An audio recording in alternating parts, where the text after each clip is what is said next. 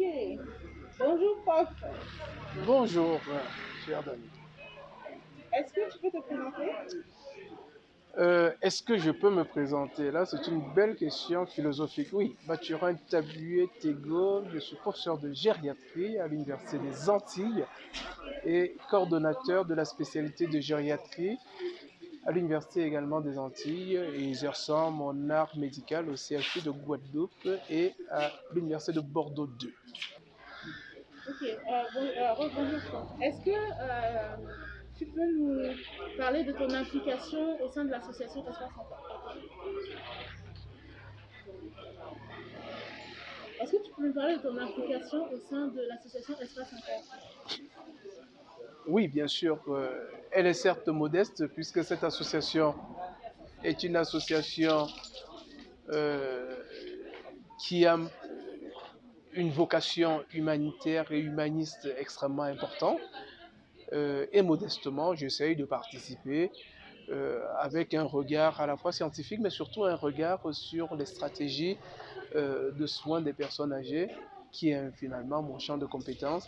Et la deuxième approche, c'est la stratégie de santé publique, puisque la santé est un bien public. Euh, Là, on est aujourd'hui en campagne à Banjul. Est-ce que tu veux nous parler de la façon dont ça s'est déroulé pour toi cette campagne? Ben, Banjul, le fait que l'association ait posé ses valises transitoirement à Banjul, c'était une bonne chose. On dit souvent le Cameroun, c'est l'Afrique en miniature. Banjul, c'est le Cameroun en miniature. Donc c'était une bonne chose qu'on arrive à Banjul parce que là, on a toutes les facettes ou l'essentiel des facettes de ce qu'on peut retrouver dans notre beau pays, le Cameroun. Bien sûr, la campagne a été une campagne bien dynamique, malgré une période de crise. Hein. Il ne faut pas se leurrer. La pandémie de la Covid et la défiance, la méfiance qu'ont les populations vis-à-vis de cela font que les soins, les soignants, qui il y a quelques mois étaient applaudis, jubilés, finalement font l'objet de méfiance, de défiance, parce que cette pandémie a finalement pris le pas sur les pathologies chroniques, alors que les pathologies chroniques, il faut s'en occuper. Moi, je pense que globalement, de mon point de vue, c'était une très belle campagne dans un territoire dont les besoins de santé sont énormes. Il y a eu des gens, il y a eu une bonne dynamique de personnes. Et ce que j'ai beaucoup appris, c'est que la personne âgée existe, y compris à Banjul, parce qu'on a vu beaucoup de sujets de 65 ans et plus, si on définit comme cut-off âgé, de 65 ans et plus. Donc c'est une campagne qui inaugure de lendemain meilleur et peut-être d'autres projets, en ce qui me concerne, ciblés essentiellement sur la prise en charge de cette population âgée, une population des plus vulnérables d'entre nous.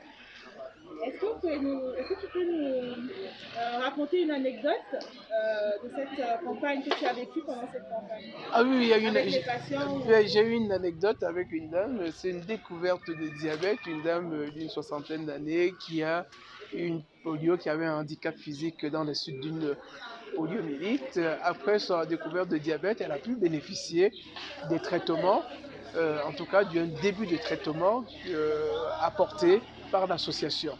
Et elle est tellement contente qu'elle me demande quel jour je rentre parce qu'elle doit m'apporter un panier d'arachides pour me remercier. Et je trouve ça extraordinaire pour cette personne qui n'a, voilà, qui vit dans des conditions peut-être financières difficiles et qui est prête à payer pour ses soins. Donc cette anecdote démontre à mesure que le soin est la santé est un bien commun et même quand on n'a pas les moyens, on a envie de se débrouiller pour payer ses soins. Et c'est une belle anecdote. merci. Quel message est-ce que vous pouvez donner à l'association? Quel message est-ce que tu aurais pour l'association aujourd'hui? Pour ne pas paraphraser quelqu'un de très important chez nous, un seul mot: continue. Ok, merci professeur.